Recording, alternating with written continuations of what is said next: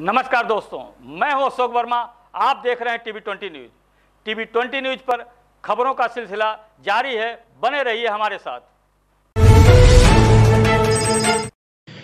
यह खबर आजमगढ़ जनपद के मेननगर से है, जहां आश्विन मास शुक्ल पक्ष को शरद पूर्णिमा के अवसर पर कस्बे के ऐतिहासिक लखराव पोखरे पर लगने वाले मेला व दंगल अखाड़ा का थाना प्रभारी बसंत लाल, रामलीला कमेटी के अध्यक्ष मुन्ना जायसवाल ने सर्वप्रथम अखाड़े में स्थापित हनुमान जी के चित्र पर माल्यार्पण कर दीप प्रज्वलित कर धूप बत्ती के साथ अखाड़ा का शुभारंभ किया। इस दौरान कुल 15 जोड़ी पहलवानों ने जो आजमाइश की कुश्ती, अंत में जौनपुर पहलवान राज बहादुर यादव आजमगढ़ के पहलवान जोगेंद्र के बीच आर पार की कुश्ती कराते हुए 2,500 रुपए का इनाम रखा गया था। 10 मिनट चली कुश्ती के दौरान जौनपुर का पहलवान राज बहादुर यादव ने आजमगढ़ के पहलवान को पटकनी थी। इससे पूर्व कुश्ती धीरज पहलवान जौनपुर, रवि पहलवान गाजीपुर के बीच हुई, जिसमें 2,000 का इनाम रखा गया। जौनपुर के पहलवान ने गाजीपुर के पहलवान को पटक दिया। इस दौरान हनुमान जी जयकारे के साथ साथ दंगल का समापन हुआ। वहीं मेले में एसडीएम संत रंजन सीओ लालगंज, मनोज कुमार सिंह रघुवंशी, थाना प्रभारी बसंत लाल, चौकी प्रभारी सिंहपुर सुभाष तिवारी व पुलिस बल मेले में चक्रमण करते रहे। इस दौरान कमेटी के अध्यक्ष मुन्ना जायसवाल ने बताया कि महादेव घाट पर राम सिंहासन पर राम, लक्ष्मण, हनुमान जी विराजमान होंगे। दक्षिण तट पर राम रावण युद्ध के पश्चात रावण दहन होगा। थाना प्रभारी बसंत लाल ने बताया कि पुलिस बल के साथ जॉइंट सेक्शन पीएसी मेले की सुरक्षा की दृष्टि से लगाई गई है। देर शाम मेला सकुशल संपन्न हुआ। इस दौरान चेयरमैन अशोक चौहान, व्यापार मंडल अध्यक्ष सुभाष जायसवाल, वीरेंद्र आर, रामबदन करमजिया, महेंद्र सेठ, महेंद्र मौर्य मौजूद रहे।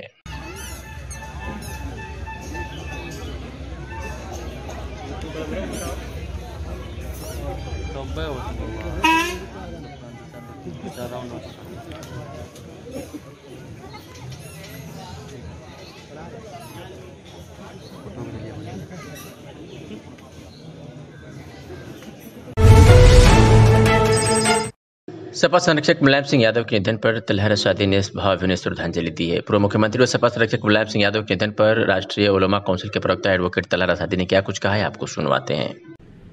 मुलायम सिंह यादव जी के निधन की खबर बहुत अफसोसनाक है, वो भी ऐसे वक्त में जब देश को उनके कुशल नेतृत्व और अनुभव की सख्त जरूरत थी। आज भारतीय राजनीति के एक अध्याय का अंत हुआ है। नेताजी जहां राजनीति में अपने पहलवानी दांव पेच के लिए मशहूर थे, तो वहीं अपने सरल स्वभाव और मिलनसार व्यवहार के लिए प्रसिद्ध थे। वो जहां अपने समर्थकों में बहुत महबूब थे, तो उनकी सबसे बड़ी खासियत ये थी कि अपने राजनीतिक विरोधियों के भी वो बहुत महबूब थे। राष्ट्रीय उलमा काउंसिल की तरफ से आज हम सब उन्हें श्रद्धांजलि अर्पित करते हैं और उनके शोकाकुल परिवार के प्रति अपनी संवेदनाएं और सहानुभूति प्रकट करते हैं। निजामाबाद कस्बे के सामान्य सुविधा केंद्र पर सोमवार की सुबह केंद्रीय मंत्री स्वतंत्र प्रभार श्रीपद नाइक पहुंचे और ब्लैक पार्टी शिल्पियों से संवाद किया। उन्होंने कहा कि निजामाबाद की विश्वविख्यात कला ब्लैक पार्टी पूरे विश्व में अपनी पहचान रखती है। ब्लैक पार्टी शिल्पियों से संवाद के बाद केंद्रीय राज्य मंत्री श्रीपद नाइक प्रेस प्रतिनिधियों से रूबरू हुए। उन्होंने कहा कि केंद्र व प्रदेश सरकार छोटे उद्योगों से जुड़े उद्यमियों के विकास के लिए कृत संकल्प है। भाजपा सरकार के प्रयास से कुटीर उद्योगों को पूरे विश्व में पहचान मिली है। उन्होंने कहा कि निजामाबाद की विश्वविख्यात ब्लैक पार्टी पूरे विश्व में अपनी पहचान रखती है। इस क्षेत्र की अपनी महत्ता है। यहाँ वर्ष भर लोगों का आना जाना लगा रहता है। इस क्षेत्र को पर्यटन क्षेत्र घोषित करने के लिए लिखेंगे और ट्रांसपोर्ट के आवागमन आसानी के लिए निजामाबाद तैवरपुर मार्ग पर पूर्वांचल एक्सप्रेसवे पर आने जाने की व्यवस्था के लिए संबंधित विभाग को लिखूंगा। उन्होंने कहा कि पूरे देश में बहुत तेजी से चारों तरफ विकास कार्य हो रहा है। उन्होंने भाजपा कार्यकर्ताओं के साथ बैठक किया और इस अवसर पर भाजपा पूर्व क्षेत्रीय उपाध्यक्ष जिलाध्यक्ष ऋषिकांत राय, जयप्रकाश पांडे, घनश्याम पटेल, नीलम सोनकर, उप जिलाधिकारी रवि कुमार, अविशासी अधिकारी प्रहलाद पांडे, जयप्रकाश सिंह, मदन सिंह, संतोष कुंड, शिव बहादुर सिंह, गगन कश्यप, बैजनाथ प्रजापति आदि उपस्थित रहे। सर, आप यहाँ आए हुए हैं पूर्वांचल में, आप एकदम दक्षिण से आए हुए हैं, तो सर यहाँ आपको क्या नजर आया पार्टी के लिहाज से और गवर्नमेंट के लिहाज से? जी जरूर। जो पार्टी ने, भारतीय जनता पार्टी ने जो कार्यक्रम निकाला है कि जहाँ हमारे लोकसभा चुनाव क्षेत्र जो है, ऐसे 140 चुनाव क्षेत्र निकाल के वहाँ हर मंत्री को एक दो ये दे के वहाँ जाने का जाने को कहा था। मुझे 2 लोकसभा सीट मिले थे, एक लालगंज और दूसरा था बिजनौर। तो बिजनौर मैंने गए महीने में किया, आज यहाँ आया हूँ और मैं परसों से 8 तारीख से यहाँ हूँ। आज मेरा तीसरा दिन है। पहले दिन हमने अंत्रोलिया विधानसभा क्षेत्र प्रवास किया, कल लालगंज और आज निजामाबाद आज प्रवास कर रहा हूँ।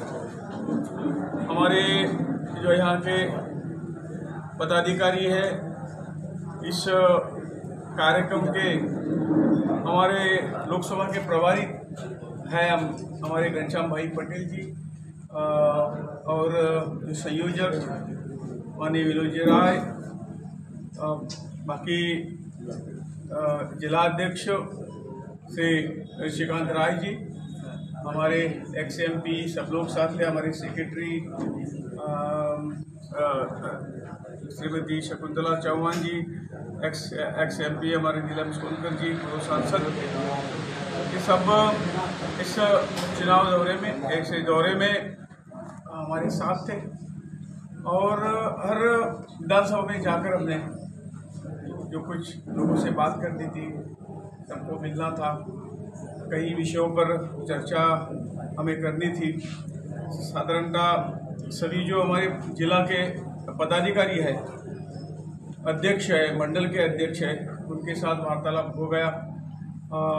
दूसरे जो हमारे मोर्चा के जो नेता है उनके साथ भी बैठना हुआ।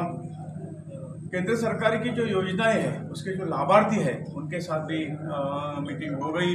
किस तरह से योजना नीचे तक आ रही है और कुछ उसके के लिए और कुछ करना है क्या, ये सब विचार करके हमने उनके साथ बैठक की। अतरौलिया थाना क्षेत्र के लोहरा गांव में आज सोमवार झमाझम हो रही बारिश के बीच कुछ लगभग 6:30 बजे आकाशीय बिजली से गांव निवासियों प्रकाश पुत्र त्रिभुवन विश्वकर्मा की छत फट गई व घर में लगी जरूरी इलेक्ट्रॉनिक सामान, इन्वर्टर, बैटरी, पंखा, fridge, cooler, LCD TV, washing machine तथा सिंचाई का पंप नष्ट हो गया। पीड़ित के अनुसार आकाशीय बिजली की चपेट में आने से घर की खिड़की दरवाजे फट गए, साथ ही साथ घर में लगे इलेक्ट्रिक उपकरण जल गए। हालांकि इसमें जान माल का कोई नुकसान नहीं हुआ है, लेकिन लगभग 1.5 लाख रुपए का भारी नुकसान हुआ है। वही बगल के चंद्रपति विश्वकर्मा पुत्र रामसर विश्वकर्मा, चिनको पुत्र तिलकु आदि लोगों के घर पर भी आकाशीय बिजली का असर है, जिससे घर में लगे इलेक्ट्रिक उपकरण, पंखे, स्विच बोर्ड आदि जल गए तथा भारी नुकसान हुआ। क्षेत्र की यह पहली घटना है जो बिजली की चपेट में आने से इतने ज्यादा का नुकसान हुआ। इसे लेकर गाँव वासियों में भय का माहौल बना हुआ है। आज सुनाते हैं कि पीड़ित ओम प्रकाश ने क्या कुछ कहा। ओम प्रकाश विश्वकर्मा, कहाँ निवासी है? लोहरा के। क्या क्या दिक्कत परेशानी हुई थी आपको, ये बताइए। सुबह जो है 6:30 बजे जो है बिजली एकदम इतना भयंकर तड़का, वो जो है छत के ऊपर गिरा, हमारा छत क्रैक हो गया। और जो है इलेक्ट्रिक सामान जितना भी था, fridge, cooler, washing machine, inverter, solar panel, सिंचाई करने वाला पंप, सब कुछ जो है जल गया। LCD सब कुछ एकदम, घर की वायरिंग एकदम, स्टेबलाइजर सब कुछ जल के एकदम नष्ट हो। कितने लाख का नुकसान? 1.5 लाख के समथिंग। अगल बगल कुछ घर वालों को भी कुछ हाँ, नुकसान हुआ है। हमारा जंगला का जो फ्रेम, शीशा सब कुछ टूट गया जो है। अगल बगल वाले घर वालों को बताइए, कुछ अगल बगल वाले घर पर नुकसान हुआ है? हाँ, नुकसान हुआ है। उनका भी दीवार क्रैक हो गया, छत टूट गया है उनके भी जो घर पे, और उनका भी इन्वर्टर, पंखा सब कुछ जल गया है। कहीं सूचना इसकी आप दिए? विश्व मानसिक स्वास्थ्य दिवस के पूर्व 2 दिवसीय भ्रमण यात्रा में जनपद में कायस्थ समाज ने पारिवारिक सामाजिक सम्मेलन और शारीरिक मानसिक स्वास्थ्य हेतु संकल्प लेते हुए प्रमुख समाजसेवी अरविंद चितुरांश के नेतृत्व में चितुरांश महासभा के संरक्षक वरिष्ठ अधिवक्ता अशोक अस्थाना, अध्यक्ष सुभाष चंद्र श्रीवास्तव, महामंत्री जगदम्बा लाल श्रीवास्तव, मीडिया प्रभारी मनोज श्रीवास्तव के साथ अपने परिजनों एवं आसपास के लोगों को मानसिक शारीरिक विकास और सामाजिक पारिवारिक मिलन के प्रति जन जागरूकता फैलाया।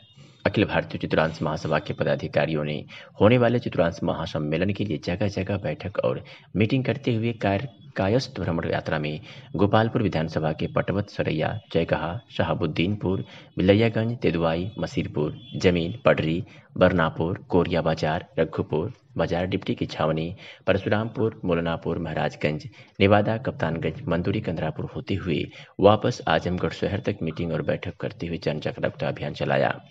कोविड-19 महामारी ने इस बात की पुष्टि कर दी है कि हमारे शारीरिक स्वास्थ्य और मानसिक स्वास्थ्य के बीच गहरा संबंध है। पारिवारिक और सामाजिक उत्थान के लिए इसे समझना बहुत जरूरी है, लेकिन अभी भी ज़्यादातर लोग इस पर ध्यान नहीं देते। शारीरिक और मानसिक हेल्थ एक ही सिक्के के दो पहलू हैं। किसी भी एक पहलू को नज़रअंदाज करना सामाजिक, पारिवारिक और शैक्षिक उत्थान को प्रभावित करना है। बड़े बूढ़े से लेकर स्कूल जाने वाले बच्चे भी इस समस्या से जूझ रहे हैं। समस्त पदाधिकारियों ने भ्रमण के दौरान कहा कि आइए हम सभी मिलजुल कर मानसिक और सामाजिक उत्थान करें।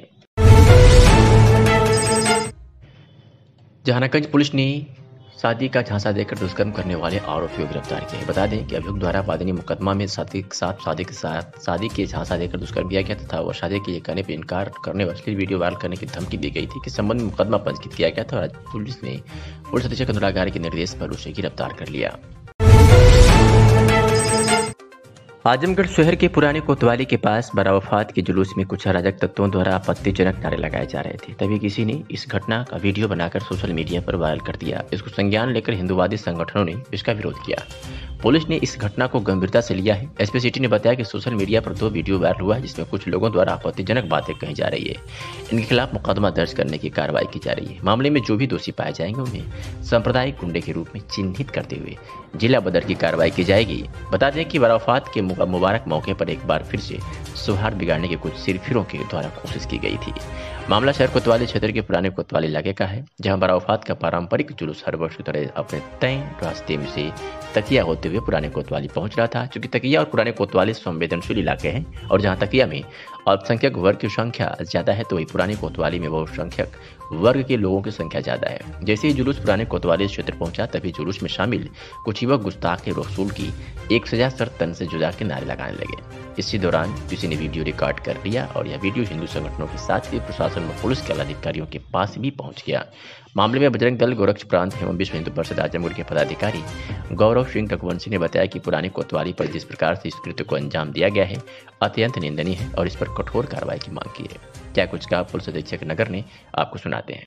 आज थाना कोतवाली पुरानी कोतवाली के पास कुछ नई उम्र के शरारती तत्वों द्वारा आपत्तिजनक नारे लगाने के संबंध में 2 वीडियो संज्ञान में आए हैं।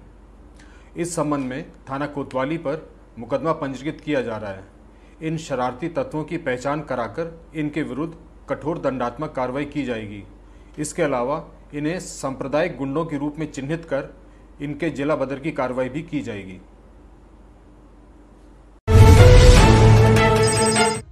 नगर पंचायत मेहनगर के सभागार में सफाई मित्र सम्मान समारोह का आयोजन किया गया। इसमें 5 सर्वश्रेष्ठ सफाई मित्र को प्रशस्ति पत्र व माल्यार्पण कर सुरक्षा किट नगर पंचायत अध्यक्ष अशोक चौहान, अधिशासी अधिकारी अमिताभ मणि त्रिपाठी द्वारा सम्मानित किया गया। इस दौरान श्री चौहान व यूओ ने कहा कि सफाई के क्षेत्र सबका प्रयास सराहनीय रहा है। अन्य लोग भी मेहनत करें। अंत में चेयरमैन द्वारा मेले के उपलक्ष्य में सबका मुंह मीठा कराया। इस दौरान वरिष्ठ लिपिक अशोक दुबे सहित समस्त सभासद उपस्थित रहे। इसी क्रम में शासन की मंशा अनुसार सोनी पूर्णिमा के पावन अवसर पर लखराव पोखरा स्थित राम जानकी मंदिर में वाल्मीकि रामायण का अनवरत पाठ, भजन, कीर्तन व दीप प्रज्वल कार्यक्रम का आयोजन किया गया। मिर्जापुर आजमगढ़ भ्रमण के दौरान प्रदेश के मत्स्य मंत्री संजय निषाद का बुढ़नपुर चौक पर जोरदार स्वागत किया गया। भारी संख्या में जुटे कार्यकर्ताओं ने फूलमाला पहनाकर स्वागत किया। तत्पश्चात अतरौलिया स्थित निरीक्षण भवन में नहीं पहुंच पाए, जबकि जयप्रकाश निषाद के घर शोक संवेदना व्यक्त करने के लिए पहुंचे। विधानसभा भाजपा गठबंधन के प्रत्याशी प्रशांत कुमार सिंह ने बताया कि संजय निषाद का अतरौलिया में आने का कार्यक्रम था, जहां से जयप्रकाश निषाद के घर शोक संवेदना व्यक्त करने के लिए पहुंचे। प्रशांत कुमार सिंह ने कहा कि निकाय चुनाव में पार्टी भाजपा गठबंधन के साथ ही है। निकाय चुनाव में पूरी मजबूती के साथ मिलकर चुनाव लड़ेगी। इस मौके पर रमेश सिंह रामू, धर्मेंद्र निषाद, दिनेश मधेसिया, नीरज सहित तमाम लोग मौजूद रहे। क्या कुछ का पूर्व प्रत्याशी विधानसभा अतरौलिया प्रशांत कुमार सिंह ने सुनिए। आज ये निषाद पार्टी के राष्ट्रीय अध्यक्ष मंत्री जी आ रहे हैं और क्षेत्र में भ्रमण भी कर रहे हैं। क्या है उद्देश्य, कैसे? नहीं, उद्देश्य तो हमारा शुरू से ही बहुत क्लियर है कि हमको अपनी पार्टी का विस्तार करना है और विस्तार पहले से ही है। और आज का तो सिर्फ एक पारिवारिक मुद्दा भी है। हमारे यहाँ हमारे मंत्री जी के जो पीएसओ हैं उनके पिताजी का देहांत हुआ है, तो जरा मंत्री जी को उनके यहाँ जाना है एक संवेदना व्यक्त करने के लिए। वहाँ से आने के बाद वो वापस अभी अतरौलिया डाक बंगले पे आएंगे और हमारे जितने भी कार्यकर्ता हैं उनसे मिलके उनका जो भी समस्या होगी उसका निवारण करने के लिए हम आगे कार्य करेंगे। क्या निषाद पार्टी निकाय चुनाव में भी अपनी पार्टी खड़ेगी कि भाजपा के साथ फिर से गठबंधन? देखिए, भाजपा के साथ तो हमारा सर समय गठबंधन है, अब वो गठबंधन ही रहेगा। हम भाजपा के साथ हैं और भाजपा के साथ ही रहेंगे और निकाय चुनाव भी हम भाजपा के साथ ही लड़ेंगे।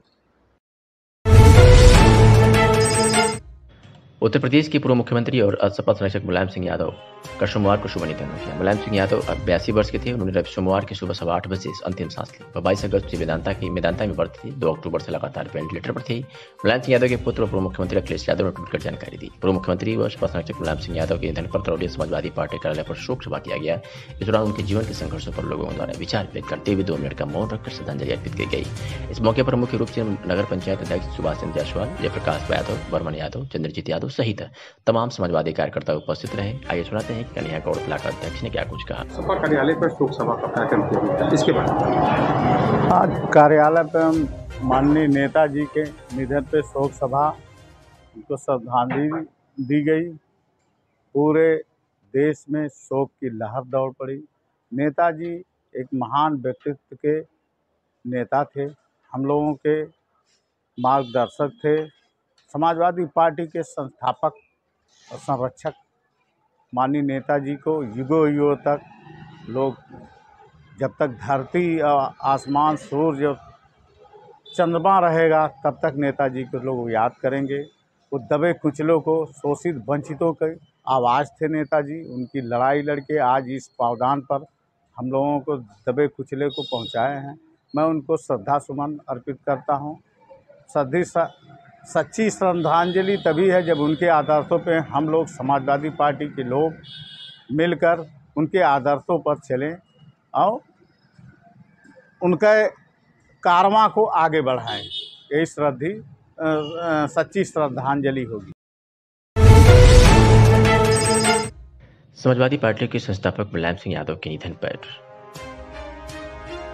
अबू आसिम आजमी सपा अध्यक्ष महाराष्ट्र ने दुख व्यक्त किया है और उन्होंने कहा है कि इस रिक्तता की पूर्ति होना अब असंभव है। ईश्वर उन्हें अपने श्री चरणों में स्थान दे। क्या कुछ कहा अबू आसिम आजमी ने, सुनिए। मेरे साथ अबू आजमी हैं जो नेताजी के सबसे करीबी लोगों में से एक माने जाते रहे हैं। अबू आजमी जी तुरंत निकल रहे हैं लखनऊ के लिए। अबू भाई, ये दुखद खबर को कैसे देखते हैं आप और आपकी जिंदगी में इसका क्या परिणाम है? देखिए, ये सुनकर हम लोगों की आंखों में आंसू हैं। मैं नहीं बल्कि मेरा पूरा परिवार आज दुखी है। इसलिए दुखी है कि यही जगह है वो जहाँ नेताजी 1994 में आए थे, जब मुख्यमंत्री थे, जब मेरे पे एक आरोप था बम ब्लास्ट का और मैं जमानत पे छूट कर आया था सुप्रीम कोर्ट से। यहाँ के पॉलिटिकल लोग मेरे साय से दूर भागते थे। उस वक्त एक नेता थे, मैं नाम नहीं लेना चाहता हूँ, कांग्रेस के, उनको मुख्यमंत्री ने कहा कि तुमको मैं इसलिए मंत्री नहीं बनाऊंगा कि तुम अबू आसिम के रिश्तेदार हो। मेरे साय से लोग भागते थे। ऐसे वक्त में एक मुसलमान उपेक्षित समाज के वर्कर के ऊपर नेताजी ने यही आकर मेरे सर पे हाथ रखा। लोगों ने मना किया कि मत जाओ उनके पास, वो आरोपी है बहुत बड़े केस का। नेताजी ने कहा मैं जानता हूं ये झूठ है। और नेताजी ने कहा अबू आसिम तुम काम करो, मैं तुम्हारे साथ खड़ा हूं। बहुत अखबारों में नेताजी के खिलाफ बहुत छपा, लेकिन नेताजी बिल्कुल पहाड़ की तरह से खड़े होकर उसका मुकाबला किया। मैं निर्दोष है, मेरा कोई दूर तो लेना नहीं। यही नेताजी ने मुझे पार्टी में लाने की बात किया। मैंने कहा मैं कभी इलेक्शन नहीं लड़ूंगा, मैं आपकी पार्टी बढ़ाऊंगा, क्योंकि आप यूपी में जो काम कर रहे हैं शायद पूरे देश में कोई नहीं कर रहा है। और मैं कभी इलेक्शन लड़ता नहीं था। मैंने जिनको लड़ाया वो उन्होंने गद्दारी किया, दूसरी पार्टी में सत्ता के लालच में भाग गए। नेताजी मुझे डांटा और प्यार से कहा तुम राज्यसभा में जाओ। मैंने कहा नहीं नेताजी मैं नहीं जाना चाहता हूं, लेकिन डांट के उन्होंने भेजा। यहां पर एक बार एमएलसी का चांस आया, उन्होंने कहा तुम बनो। मैंने कहा नहीं, मैं हुसैन दरवाई को बना देता हूं। कहा नहीं मत बनाओ, तुम बनो। मैं नहीं बना, मैं उनके वसूलों को लेकर चलता रहा। मुझे नेताजी की मोहब्बत मेरे दिल में है। जब मैं लखनऊ कभी जाऊं तो नेताजी अपने पास बुलाकर खाना खिलाते थे, मिठाई खिलाते थे, चाय पिलाते थे। और ज़ईफ होने के बाद भी जब खुद उठ नहीं सकते थे, लोगों को सहारे से उठ के कंधे पर हाथ रखकर मुझे गाड़ी तक छोड़ते थे। आप लगातार कह रहे हैं कि जब आपके ऊपर ब्लास्ट का आरोप लगा, आप भावुक भी हो गए हैं, रो भी रहे हैं कि उस समय में आपके साये से लोग भागते थे, आपको लोग दूर दूर तक पहचानने से इनकार करते थे जिस समय नेताजी हाथ पकड़ा। जी हाँ, बिल्कुल।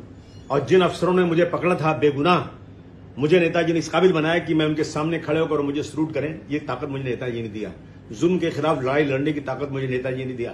नेताजी समाज के सबसे आखिरी आदमी को, मैं एक बार बैठा था लखनऊ के ऑफिस में, भीड़ लगी हुई थी, नेताजी भाषण कर रहे थे, मुझे बुलाया उन्होंने और सबसे कमजोर औरत जिसके पैर में चप्पल नहीं थी, गंदी साड़ी पहने हुए औरत, उसको बुलाया, बोले तुम्हारा क्या काम है।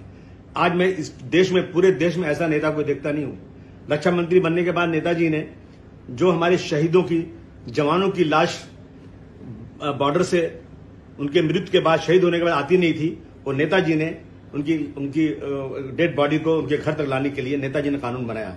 मैं समझता हूं कि आज के जमाने में ऐसा नेता नहीं है। सुभाष चंद्र बोस जी के बाद अगर इस देश में कोई नेताजी कहा जाता था तो मुलायम सिंह यादव कहे जाते थे। आपकी जिंदगी में क्या आमूल-चूल परिवर्तन हुआ नेताजी के आने के बाद और उसके पहले की जिंदगी और बाद की? मेरी जिंदगी पहले सिर्फ कारोबारी थी।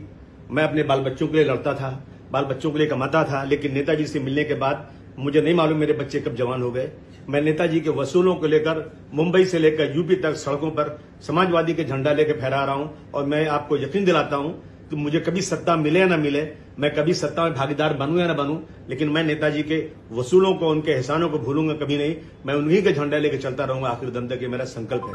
आप उनके जाने के बाद आपके जिंदगी में, चाहे राजनीतिक जिंदगी हो या पारिवारिक जिंदगी हो, एक जो है एक वडील, एक जो पिता के समान का जो हाथ साया था, क्या आप मानते हैं कि वो कहीं न कहीं छूट गया? बिल्कुल छूट गया। अभी नेताजी आए थे इस अस्पताल, ये मुकेश अंबानी जी के अस्पताल में आए थे।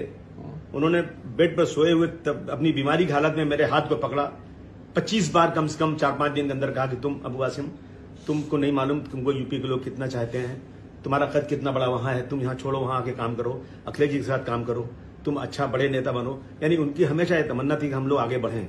तो नेताजी के निधन के बाद ये एक बहुत बड़ा जो है ना वैक्यूम हो गया है। मैं समझता हूँ ये वैक्यूम कोई पूरा नहीं कर सकता। आप सीधे वहाँ यहाँ से कहाँ जा रहे हैं और किस तरीके से? मुझे जाना है सैफई, लेकिन सैफई की कोई फ्लाइट नहीं है, इसलिए मैं लखनऊ जा रहा हूँ। लखनऊ से सीधा सैफई जाऊंगा। आप लगातार रो क्यों रहे हैं? क्यों? ये आंसू खुद निकल रहे हैं, क्योंकि जो क्षति आपके आंसुओं से दर्द और छलक रहा है कि लगातार आप किस तरीके से उस समय में कंडीशन थी, आपको लोग पहचानने से मना करते थे, आप सड़क पर जाते थे, आपके रिश्तेदारों से लोग दूर भागते थे। मैं आज इस मुल्क में एक मजलूम कौम हूं जिसे आज कोई पूछने को तैयार नहीं है, उसके साथ लगातार जुल्म किया जा रहा है। लेकिन मैं मानता हूं कि इस देश में एक ही नेता श्री मुलायम सिंह यादव जी हैं जो इस मजलूम कौम को इंसाफ देने के लिए आगे कदम बढ़ाया। कैसे कैसे आरोप उन पे लगे, उनको कहा गया कि मुसलमानों की औलाद है, उन्होंने बुरा नहीं माना, उन्होंने कहा शायद इसी बहाने से मुझे अल्लाह ताला माफ कर दे और मुझे कोई अच्छी जगह मिले जन्नत में, स्वर्ग में। इनके ये अल्फाज मेरे कानों में गुजरे। अब कैसे आगे की दिशा और दशा कैसे स्पष्ट कर रहे हैं कि जब नेताजी नहीं है, एक संरक्षक के तौर पर आपकी पार्टी में थे, और जब नहीं है तो कैसे थे? मैं समझता हूं कि उनके बेटे श्री अखिलेश यादव जी जो हैं वो जरूर उनके बताए हुए रास्तों पर चलेंगे, सबको जोड़ेंगे। और जो एक वैक्यूम पैदा हो गया राजनीति में, अखिलेश जी देश के रहने वाले मजदूर, किसान मजदूर, अल्पसंख्यकों की आवाज बनकर उठे हैं और ताकत से उठाएंगे, ये मुझे पूरी उम्मीद है। बिल्कुल। वाराणसी जनपद के चोलापुर थाना क्षेत्र अंतर्गत नवापुर बाजार बेला रोड स्थित मां ज्वेलर्स में आज रात पीछे से चंद मारकर लगभग 1 लाख रुपए नकद में लगभग 4 लाख के सोने चांदी की जेवर की चोरी की सूचना मिलती पर तुरंत सुनार नारायण सेना के संस्थापक धर्मेंद्र कुमार और बबलू वर्मा के नेतृत्व में समाज के बंधुओं के साथ मौके पर घटनास्थल पर दुकान के मालिक रंजीत सेठ से मुलाकात किया गया। घटना के सिलसिले में चोलापुर थाना अध्यक्ष महोदय से वार्तालाप हुआ, चौकी इंचार्ज चंदापुर महोदय से वार्तालाप हुआ। घटना खुलासा हो, पीड़ित परिवार का नकद रुपया माल जब तक बरामद नहीं हो जाता तब तक सुनार नारायण सेना संघर्ष करेगी और पीड़ित रंजीत सेठ के साथ निरंतर जो भी सहयोग मदद की आवश्यकता हो करने का पूरा प्रयास करेगी। प्रमुख रूप से उपस्थित विशाल सेठ महानगर प्रभारी सोनू सेठ, आनंद सेठ, शिवम सेठ, प्रदीप सेठ सहित तमाम लोग उपस्थित रहे। मैं धर्मेंद्र कुमार और बबलू वर्मा, सुनार नारायण सेना संस्थापक। जैसा कि अभी सोशल मीडिया के माध्यम से हम लोगों को जानकारी हुआ, मां ज्वेलर्स नवापुरा बेला रोड वाराणसी में आज रात्रि को लगभग कितने बजे घटना है, लगभग 2-2:30 बजे रात को एक घटना घटी है। उसका क्या नाम है? रंजीत सेठ, जो मुरारी के रहने वाले हैं। लगभग 2 लाख रुपया कैश एवं 4 से 4.5 लाख रुपए की सोने चांदी के जेवर की चोरी की घटना पीछे से सेंधमारी कर घटित हुई है। घटना की जानकारी होने पर समाज के, संस्था के, संगठन से पदाधिकारी, सदस्य और भी समाज के बंधु घटनास्थल पर मौके पर आकर घटना के विषय में जानकारी दिया गया एवं थाना अध्यक्ष चोलापुर भी घटना पे आए थे। हम लोगों ने उनसे वार्तालाप किया। थाना अध्यक्ष जी ने आश्वस्त किया है कि घटना का वर्कआउट होगा और अगर यह घटना का वर्कआउट नहीं होता तो हम लोग व्यापारी वर्ग समाज के लोग मिलकर इसका पूर्ण विरोध करेंगे और ज़रूरत पड़ने पर हम लोग थाना भी घेरा जाएगा और ज़रूरत पड़ने पर हम लोग मुख्यालय भी घेरा जाएगा और शासन प्रशासन से हम यही आशा करते हैं घटना का अनावरण हो और पीड़ित व्यक्ति को न्याय मिले। जो भी इसकी माल एवं नगद है वो बरामद किया जाए, यही हम लोग की उम्मीद शासन प्रशासन से करते हैं।